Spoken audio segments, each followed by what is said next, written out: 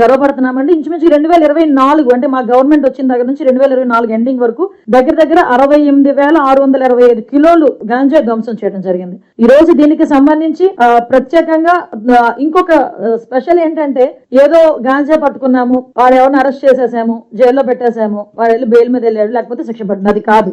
అసలు వీళ్ళ తాలూకా ఆర్థిక మూలాల మీద దెబ్బ కొట్టాలి. ఆర్థిక మూలాలు ఎందుకంటే వాడు ఇలా సంపాదించింది అక్కడ ఒక ఎసెట్ రూపంలో పెడతాడు. ఆ ఎసెట్ ని కనుక మనం సీజ్ చేయగలిగితే ఇలాంటి యాక్టివిటీస్ తగ్గుతాయని గౌరవ ముఖ్యమంత్రి గారి ఆదేశాల మేరకు ఈ రోజుకి దగ్గర 7 కోట్ల రూపాయలు పైగా ఆస్తులు సీజ్ చేయడం జరిగింది. నాకు తెలిసి దేశంలోనే ఫస్ట్ టైం ఈ రకంగా చేయటం, మన ఆంధ్రప్రదేశ్ చరిత్రలో ఫస్ట్ టైం కూడా ఆటోమేటిక్ గా. సో ఎప్పుడు కూడా ఆస్తుల వరకు వెళ్ళాలి, మేము ఆస్తుల వరకు వెళ్తున్నాం. ఇది గౌరవ ముఖ్యమంత్రి గారి ఆదేశాలు. ఇప్పుడు కింగ్ పిన్స్ ఎవరైతే ఉంటారో, ఇంకొకటి కూడా చాలా క్లియర్ గా చెప్తున్నాం, ఈ కింగ్ పిన్స్ ఎవరైతే ఉంటారో వీళ్ళ తాలూకా ఇప్పుడు ఒకటి దొరుకుతారు. దొరికిన తర్వాత ఇమీడియట్ గా వాళ్ళ తాలూకా ఆస్తులు జప్తు చేస్తున్నాం. వాళ్ళు వేరే వారి పేర్లు చెప్పినా, ఎక్కడి నుంచి వస్తుంది, హౌరీజన్ ఎక్కడి నుంచి వస్తుంది అని చెప్పినా, వాడన్నిటి మీద కూడా ఇన్వెస్టిగేషన్ చేస్తున్నాం.